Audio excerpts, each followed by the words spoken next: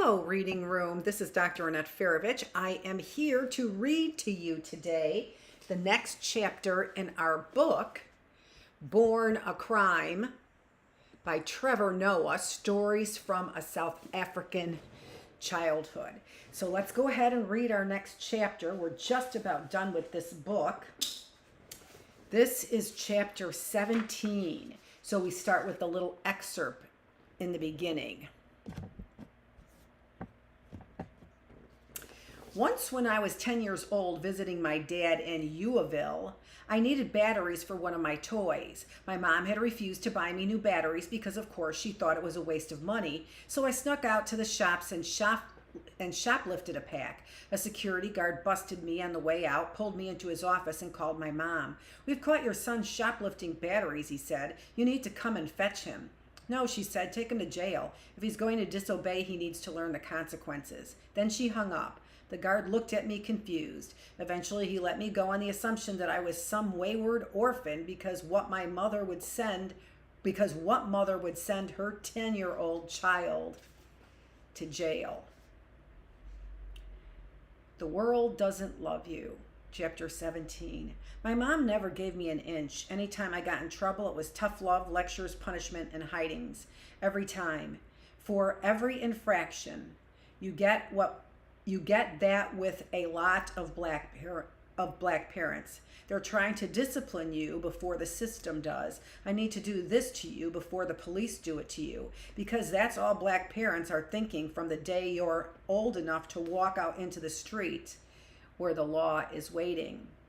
And Alex getting arrested was a fact of life. It was so common that out on the corner we had a sign for it, a shorthand, clapping your wrists together like you were being put in handcuffs. Everyone knew what that meant. "Where's Bungani?" "Wrist clap." "Oh, when?" "Friday night." "Damn." My mother hated the hood. She didn't like my friends there. If I brought them back to the house, she didn't even want them coming inside. "I don't like those boys," she'd say. She didn't hate them personally. She hated what they represented. "You and those boys get into so much stuff," she'd say. "You must be careful who you surround yourself with because where you are can determine who you are." She said the thing she hated most about the hood was that it didn't pressure me to become better. She wanted me to hang out with my cousin at his university. "What's the difference if I'm at university or I'm in the hood?" I'd say. "It's not like I'm going to university." "Yes, but the pressure of the university is going to get to you.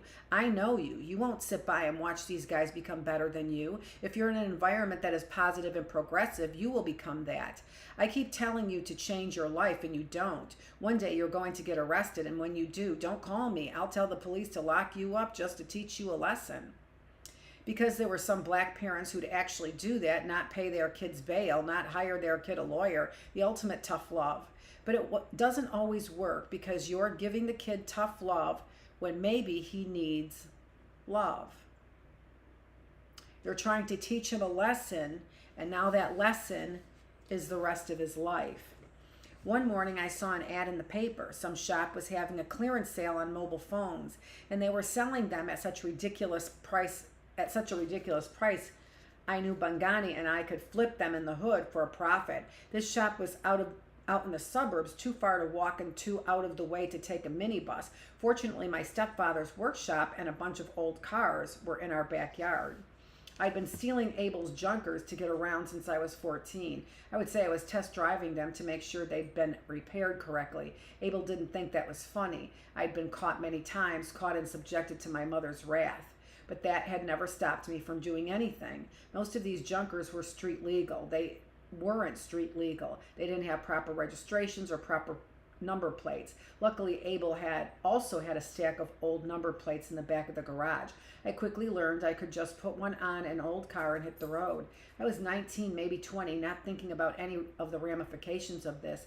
I stopped by Abel's garage when no one was around, picked up one of the cars, and the red Mazda I'd taken to the Matrix dance, slapped some old plates on it, and set off in search of discounted cell phones. I got pulled over in Hillbrow. Cops in South Africa don't give you a reason when they pull you over. Cops pull you over because they're cops and they have the power to pull you over. It's as simple as that. I used to watch American movies where cops would pull people over and say, "You didn't signal," or "Your taillight's out." I always wondered, why do American cops bother lying? One thing I appreciate about South Africa is that we have not yet refined the system to the point where we feel the need to lie. Do you know why I pulled you over? Because you're a policeman and I'm because you're a policeman and I'm a black person? That's correct. License and registration, please. When the cop pulled me over, it was one of those situations where I wanted to say, "Hey, I know you guys are racially profiling me," but I couldn't argue the case because I was, at the moment, actually breaking the law. The cop walked up to my window, asked me the standard cop questions. "Where are you going? Is this your car? Whose car is this?" I couldn't answer. I completely froze. Being young, funnily enough, I was more worried about getting in trouble with my parents than the law. I'd had run-ins with the cops in Alexandra and Soweto, but it was always more about the circumstance, a party getting shut down, a raid on a minibus. The law was all around me, but it had never come down on me, Trevor specifically. And when you haven't had much experience with the law appears rational. Cops are dicks for the most part, but you also recognize that they're doing a job. Your parents, on the other hand, are not rational at all. They have served as judge, jury, and executioner for your entire childhood, and it feels like they give you a life sentence for every misdemeanor. And thinking, in that moment when I should have been scared of the cop, all I was thinking was, shit, I'm in so much trouble when I get home. The cop called the number plate, registration, and discovered that it didn't match the car. Now he was really on my case. "This car is not in your name. What's going on with these plates? Step out of the vehicle."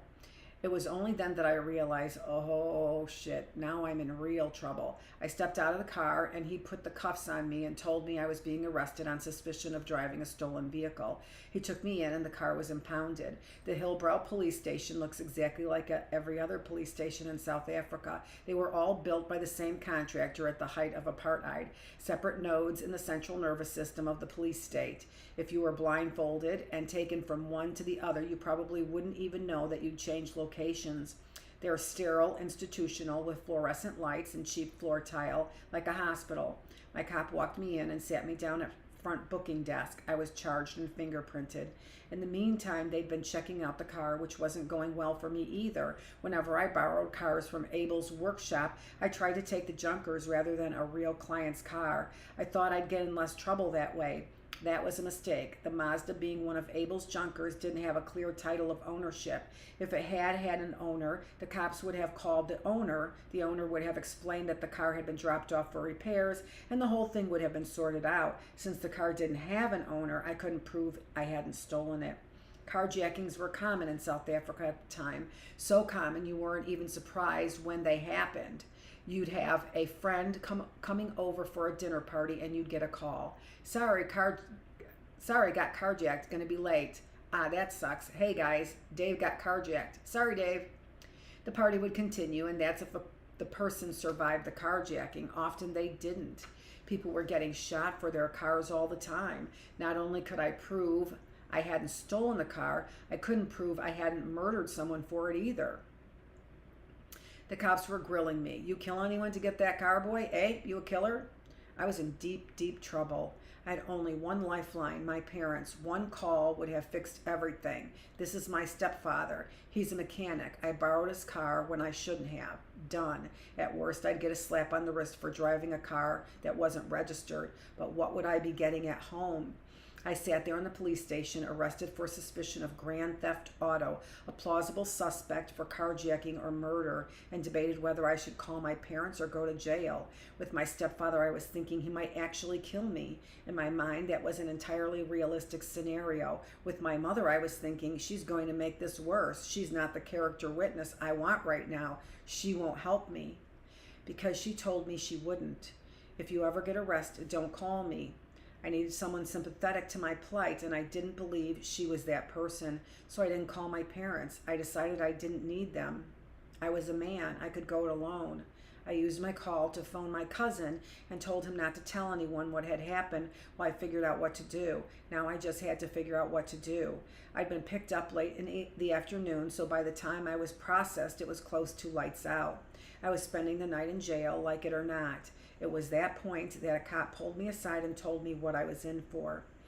The way the system works in South Africa is that you're arrested and held in a cell at the police station until your bail hearing. At the hearing, the judge looks at your case, hears the arguments from the opposing sides, and then either dismisses the charges or sets bail and a trial date. If you can make bail, you pay to go home. You pay and go home. But there are all sorts of ways your bail hearing can go wrong. You get some court-appointed lawyer who hasn't read your case and doesn't know what's going on. Your family can't pay your bail. It could be even that the court's backed up. Sorry, we're too busy. No more hearings today. It doesn't matter the reason. Once you leave jail, you can't go back to jail. If your situation isn't resolved that day, you go to prison to await trial. In prison, you're housed with the people awaiting trial, not with the general population. But even the awaiting trial section is incredibly dangerous because you have people picked up for traffic violations all the way up to proper hardened criminals. You're stuck there together, and you can be there for days, weeks, maybe months. It's the same way in America. If you're poor, if you don't know how the system works, you can slip through the cracks, and the next thing you know, you're in this weird purgatory where you're not in prison, but you're not in prison. You haven't been convicted of any crime, but you're still locked up and can't get out. This cop pulled me aside and said, listen, you don't want to go to your bail hearing. They'll give you a state attorney who won't know what's going on. He'll have no time for you. He'll ask the judge for a postponement, and then maybe you'll go free or maybe you won't. Trust me, you don't want to do that. You have the right to stay here for as long as you like. You want to meet with the lawyer and set yourself up before you go anywhere near a court or judge. He wasn't giving me this advice out of goodness of his heart. He had a deal with a defense attorney sending him clients in exchange for a kickback. He handed me the attorney's business card. I called him and he agreed to take my case. He told me to stay put while he handled everything. Now I needed money because lawyers, as nice as they are, don't do anything for free. I called a friend and asked him if I could ask his dad to borrow some money. He said he'd handle it. He'd talk to his dad, and the lawyer got his retainer the next day. With the lawyer taken care of, I felt like I had things under control. I was feeling pretty slick. I'd handled the situation, and most important, Mom and Abel were none the wiser. When the time came for lights out, a cop came and took my stuff, my belt, my wallet, my shoelaces. Why do you need shoelaces? So you don't hang yourself, right? Even when he said that, the gravity of my situation still wasn't sinking in.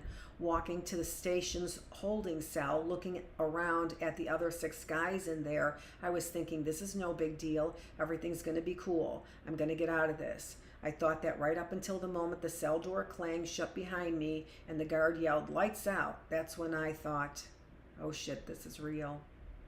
The guards had given me a mat and a scratchy blanket. I rolled them out on the concrete floor and tried to get comfortable. Every bad prison movie I'd seen was racing through my head. I was thinking, I'm going to get raped, I'm going to get raped, I'm going to get raped. But of course I didn't get raped because this wasn't prison, it was jail, and there's a big difference, as I would soon come to understand. I woke up the next morning with that fleeting sensation where you think something has all been a dream. Then I looked around and remembered that it wasn't. Breakfast came and I settled in to wait. A day in jail is mostly silence, punctuated by passing guards shouting profanities at you, doing roll call. Inside the holding cell, nobody says anything. Nobody walks into a jail cell and says, hi guys, I'm Brian. Because everyone is afraid and no one wants to appear vulnerable. Nobody wants to be the bitch. Nobody wants to be the guy getting killed. I didn't want anyone to know that I was just a kid in for traffic charge, so I reached back in my mind for all the stereotypes of what I imagine people act like in prison, and then I tried to act like that. In South Africa, everyone knows that colored gangsters are the most ruthless, the most savage. It's a stereotype that's fed to you your whole life. The most notorious colored gangs are the numbers gangs, the 26s, the 27s, the 28s. They control the prisons. They're known for being brutally violent, maiming, torturing, raping, cutting off people's heads, not for the sake of making money, but just to prove how ruthless and savage they are, like Mexican drug cartels. In fact, a lot of these gangs base their thing on those Mexican gangs. They have the same look. The Converse All-Stars with the Dickies pants and the open shirt buttoned only at the top. By the time I was a teenager, anytime I was profiled by the cops or security guards, it was usually Wasn't because I was black, but because I looked colored. I went to a club once with my cousin and his friend. The bouncer searched Mlungisi, waved him in. He searched our friend, waved him in, then he searched me and got up in my face. Where's your knife? I don't have a knife. I know you have a knife somewhere. Where is it? He searched and finally gave up and let me in, looking me over like I was trouble. No shit from you, okay? I figured that if I was in jail, people were going to assume I was the kind of colored person who ends up in jail, a violent criminal. So I played it up. I put on this character. I played the stereotype. Anytime the cops asked me questions, I started speaking in broken Afrikaans with a thick colored accent. Imagine a white guy in America just dark enough to pass for Latino walking around jail doing bad Mexican gangster dialogue from the movies. Shit's about to get loco, essay. That's basically what I was doing, the South African version of that. This was my brilliant plan to survive incarceration, but it worked. The guys in the cell with me, they were there for drunk driving, for domestic abuse, for petty theft. They had no idea what real colored gangsters were like. Everyone left me alone. We were all playing a game, only nobody knew we were playing it. When I walked in the first night, everyone was giving me this look. I'm dangerous, don't F with me. So I went, shit, these people are hardened criminals. I shouldn't be here because I am not a criminal. Then the next day, everything turned over quickly. One by one, guys left to go to their hearings. I stayed to wait for my lawyer, and new people started to pitch up. Now I was the veteran, doing my colored gangster routine, giving the new guys the same look. I'm dangerous, don't F with me. And they looked at me and went, shit, he's a hardened criminal. I shouldn't be here because I am not like him. And round we went. At a certain point, it occurred to me that every single person in that cell might be faking it. We were all decent guys from nice neighborhoods and good families, picked up for unpaid parking tickets and other infractions. We could have been having a great time sharing meals, playing cards, and talking about women and soccer. But that didn't happen because everyone had adopted this dangerous pose, and nobody talked because everyone was afraid of who the other guys were pretending to be. Now those guys were going to get out and go home to their families and say, oh honey, that was rough. Those were some real criminals in there. There was this one colored guy. Man, he was a killer. Once I had the game sorted out, I was good again. I relaxed. I was back to thinking, I got this. This is no big deal. The food was actually decent. For breakfast, they brought you these peanut butter sandwiches on thick slices of bread. Lunch was chicken and rice. The tea was too hot, and it was more water than tea, but it was drinkable. There were older, hard-time prisoners close to parole, and their detail was to come and clean the cells and circulate books and magazines for you to read. It was quite relaxing. There was one point when I remember eating a meal and saying to myself, this isn't so bad. I hang around with a bunch of dudes. There's no chores, no bills to pay, no one constantly nagging me and telling me what to do. Peanut butter sandwiches? Shit, I eat peanut butter sandwiches all the time. This is pretty sweet. I could do this. I was so afraid of ass whooping waiting for me at home that I genuinely considered going to prison. For a brief moment, I thought I had a plan. I'll go away for a couple of years, come back and say I was kidnapped and Mom will never know and she'll just be happy to see me. On the third day, the cops brought in the largest man I've ever seen. This guy was huge. Giant muscles, dark skin, hardened face. He looked like he could kill all of us. Me and the other prisoners who'd been acting tough with one another. The second he walked in, our tough guy routines were over. Everyone was terrified. We all stared at him. OF. For whatever reason, this guy was half naked when the cops picked him up. He was wearing clothes the police had scrounged up for him at the station. This torn up wife beater that was way too small, pants so short on him that they looked like capris. He looked like a black version of the Incredible Hulk. This guy went and sat alone in the corner. Nobody said a word. Everyone watched him, waited nervously to see what he would do. Then one of the cops came back and called the Hulk over. They needed information from him. The cops started asking him a bunch of questions, but the guy kept shaking his head and saying he didn't understand. The cop was speaking Zulu. The Hulk was speaking Sangha. Black person to black person, and neither could understand the other. The Tower of Babel. Few people in South Africa speak Sangha, but since my stepfather was Sangha, I picked it up along the way. I overheard the cop and the other guy going back and forth with nothing getting across, so I stepped in and translated for them and sorted everything out. Nelson Mandela once said, "If you talk to a man in a language he understands, that goes to his head. If you talk to him in his language, that goes to his heart." He was so right. When you make the effort to speak someone else's language, even if it's just basic phrases here and there, you are saying to them, "I understand that you have a culture and identity that exists beyond me. I see you as a human being." That is exactly what happened with the Hulk. The second I spoke to him, this face that had seemed so threatening and mean lit up with gratitude. All right, so here's his language. "Oh, thank you, thank you, thank you. Who are you? How does a colored guy know Sangha? Where are you from?" Once we started talking, I realized he wasn't the Hulk at all. He was the sweetest man, a gentle giant, the biggest teddy bear in the world. He was simple, not educated. I had assumed he was in for murder, for squashing a family to death with his bare hands, but it wasn't anything like that. He'd been arrested for shoplifting PlayStation games. He was out of work and needed money to send his family back home, and when he saw how much these games sold for, he thought he could steal a few and sell them to white kids and make a lot of money. As soon as he told me that, I knew he wasn't some hardened criminal. I know the world of pirated things. Stolen video games have no value because it's cheaper and less risky to copy them, like Bolo's parents did. I tried to help him out a bit. I told him my trick of putting off your bail hearing to get your defense together, so he stayed in the cell too, biding his time, and we hit it off and hung out for a few days, having a good time getting to know each other. No one else in the cell knew what to make of us, the ruthless colored gangster and his menacing Hulk-like friend.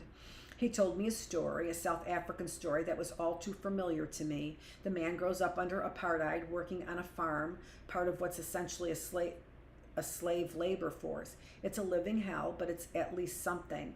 He's paid a pittance, but at least he's paid. He's told where to be and what to do every waking minute of his day.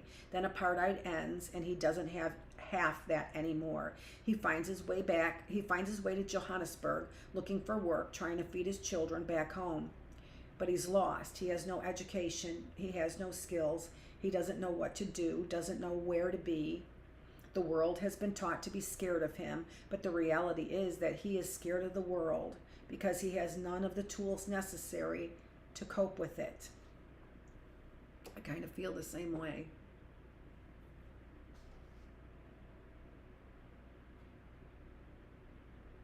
So what does he do? He takes shit. He becomes a petty thief. He's in and out of jail. He gets lucky and finds some construction work, but then he gets laid off from that. And a few days later, he's in a shop and sees some PlayStation games, and he grabs them, but he doesn't even know enough to know that he's stolen something of no value. I felt terrible for him. The more time I spent in jail, the more I realized that the law isn't rational at all. It's a lottery.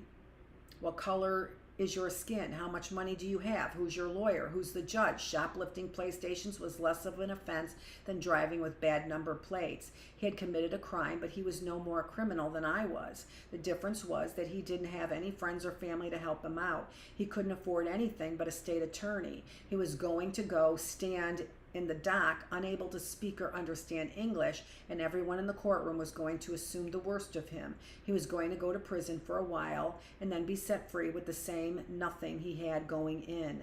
If I had to guess, he was around 35, 40 years old, starting down another 35, 40 years old of the same.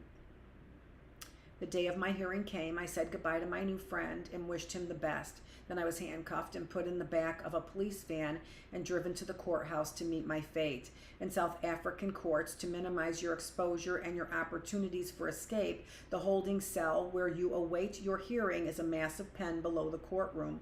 You walk up a set of stairs into the dock rather than being escorted through the corridors. What happens in the holding cell is you're mixed in with people who have been in prison awaiting trial for weeks and months.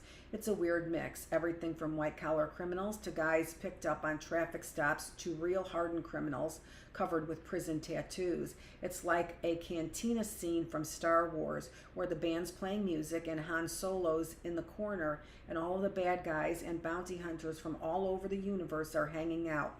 A wretched hive of scum and villainy, only there's no music and there's no Han Solo. I was with these people for only a brief window of time, but in that moment I saw the difference between prison and jail. I saw the difference between criminals and people who've committed crimes. I saw the hardness in people's faces. I thought back on how naive I'd been just hours before, thinking jail wasn't so bad and I could handle it. I was now truly afraid of what might happen to me. When I walked into the holding pen, I was a smooth-skinned, fresh-faced young man. At the time, I had a giant afro, and the only way to control it was to have it tied back in this ponytail thing that looked really girly. I looked like Maxwell. The guards closed the doors behind me, and this creepy old dude yelled out in Zulu from the back. Yo, yo, yo, damn guys, I've never seen a man this beautiful before. It's gonna be a good night tonight. F. Right next to me, as I walked in, was a young man having a complete meltdown, talking to himself, bawling his eyes out. He looked up and locked eyes with me, and I guess he thought I looked like a kindred soul he could talk to. He came straight at me and started crying about how he'd been arrested and thrown in jail, and the gangs had stolen his clothes and his shoes and raped him and beat him every day. He wasn't some ruffian. He was well-spoken, educated. He'd been waiting for a year for his case to be heard. He wanted to kill himself. That guy put the fear of God in me. I looked around the holding cell. There were easily 100 guys in there, all of them spread out and huddled in their clearly and unmistakably defined racial groups. A whole bunch of black people in one corner, the colored people in a different corner, a couple of Indians off to themselves, and a handful of white guys off to one side. The guys who'd been with me in the police van, the second we walked in, they instinctively, automatically walked off to join the groups they belonged to. I froze. I didn't know where to go. I looked over at the colored corner. I was staring at the most notorious, most violent prison gang in South Africa. I looked like them, but I wasn't them. I couldn't go over there doing my fake gangster shit and have them discover I was a fraud. No, no, no. The game was over, my friend. The last thing I needed was colored gangsters up against me.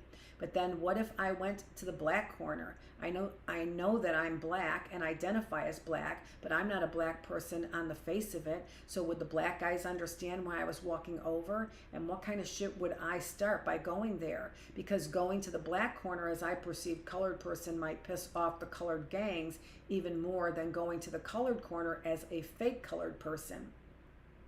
Because that's what had happened to me my entire life. Colored people would see me hanging out with blacks and they'd confront me, want to fight me. I saw myself starting a race war in the holding cell.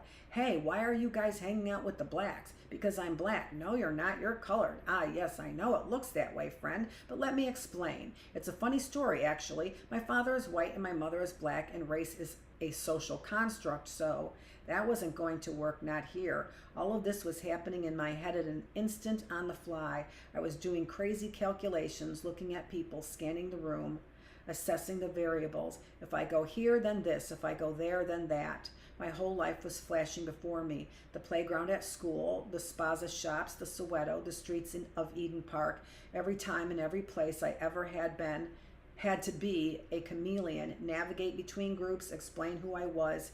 It was like the high school cafeteria, only it was the high school cafeteria from hell. Because I picked the wrong table, I might get beaten or stabbed or raped. I'd never been more scared in my life, but I still had to pick because racism exists and you have to pick a side. You can say that you don't pick sides, but eventually life will force you to pick a side. That day I picked white. They just didn't look like they could hurt me. It was a handful of average middle-aged white dudes. I walked over to them. We hung out for a while, chatted a bit. They were mostly in for white-collar crimes, money schemes, fraud, racketeering. They'd be useless if anyone came over looking to start trouble. They'd get their asses kicked as well. But they weren't going to do anything to me. I was safe. Luckily, the time went by fairly quickly. I was in there for only an hour before I was called up to court, where the judge would either let me go or send me to prison to await trial. As I was leaving, one of the white guys reached over to me. "Make sure you don't come back down here," he said. "Cry in front of the judge. Do whatever you have to do. If you go up and get sent back down here, your life will never be the same." Up in the courtroom, I found my lawyer waiting. My cousin, Lungzi, was there too, in the gallery, ready to post my bail if things went my way. The bailiff read out my case number and the judge looked up at me. "How are you?" he said. I broke down. I'd been put I'd been putting on this tough guy facade for nearly a week, and I just couldn't do it anymore. I'm not fine, Your Honor. I'm not fine. He looked confused. What? I said, I'm not fine, sir. I'm really suffering. Why are you telling me this? Because you asked how I was. Who asked you? You did. You just asked me. I didn't say, how are you? I said, who are you? Why would I waste time asking, how are you? This is jail. I know everyone is suffering down there. If I asked everyone, how are you, we'd be here all day. I said, who are you? State your name for the record. Trevor Noah. Okay, now we can carry on. The whole courtroom started laughing, so then I started laughing too. But now I was even more petrified because I didn't want the judge to think I wasn't taking him seriously because I was laughing. It turned out that I needn't have been worried. Everything that happened next took only a few minutes. My lawyer talked to the prosecutor, and everything had been arranged beforehand. He presented my case. I had no priors. I wasn't dangerous. There were no objections from the opposing side. The judge assigned my trial date and set bail, and I was free to go. I walked out of the court, and the light of day hit my face, and I said, sweet Jesus, I'm never going back there again. It had been only a week in the cell that wasn't terribly uncomfortable with food that wasn't half bad, but a week in jail is a long, long time. A week without shoelaces is a long, long time. A week with no clocks, with no sun, can feel like eternity. The thought of anything worse, the thought of doing real time in real prison, I couldn't even imagine. I drove with Blunksy to his place, took a shower, and slept there. The next day, he dropped me back at my mom's house. I strolled up the driveway, acting real casual. My plan was to say I'd been crashing with Blunksy for a few days. I walked up into the house like nothing had happened. Hey, Mom, what's up?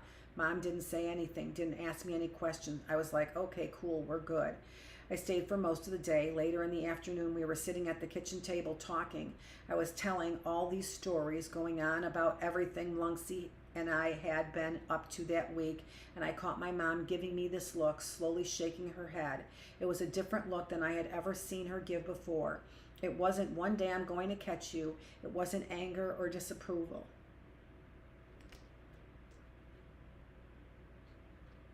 It was disappointment. She was hurt. What? I said. What is it? She said, boy, who do you think paid your bail? Who do you think paid your lawyer? Do you think I'm an idiot? Did you think no one would tell me? The truth came spilling out. Of course she'd known. The car, it had been missing the whole time. I'd been so wrapped up in dealing with jail and covering my tracks, I'd forgotten that the proof of my crime was right there in the yard, the red Mazda missing from the driveway.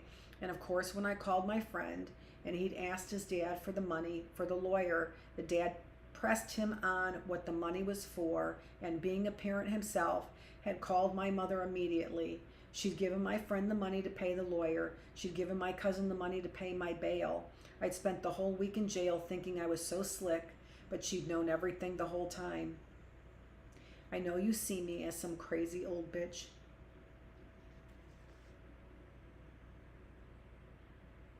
Nagging at you, she said. But you forget the reason I ride you so hard and give you so much shit is because I love you. Everything I have ever done.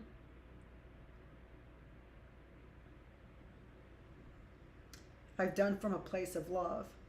If I don't punish you, the world will punish you even worse. The world doesn't love you.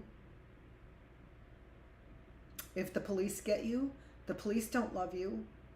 When I beat you, I'm trying to save you. When they beat you, they're trying to kill you.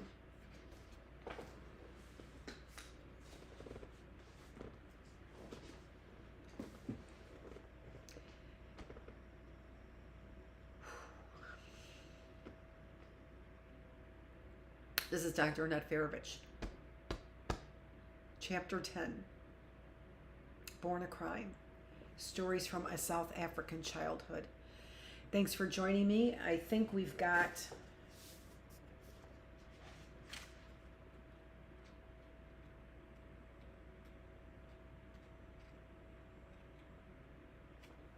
one more long chapter, and then a little short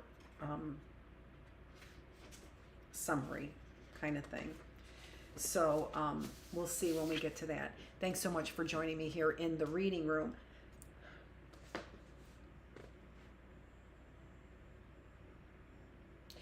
That was so hard because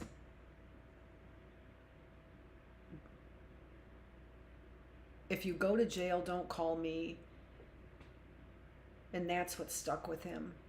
And that was really hard because as a mother, I know what she means. It was just really hard. Thanks for joining me. Where we are here in the reading room, and we don't have a regular schedule because I've been working on editing my videos and trying to work some things out that you can see are personally hitting me right now too. So thanks for joining me here in the reading room. This is Dr. Annette Feravich, where I still am working to make your mind, your body, and your spirit healthier. Thanks.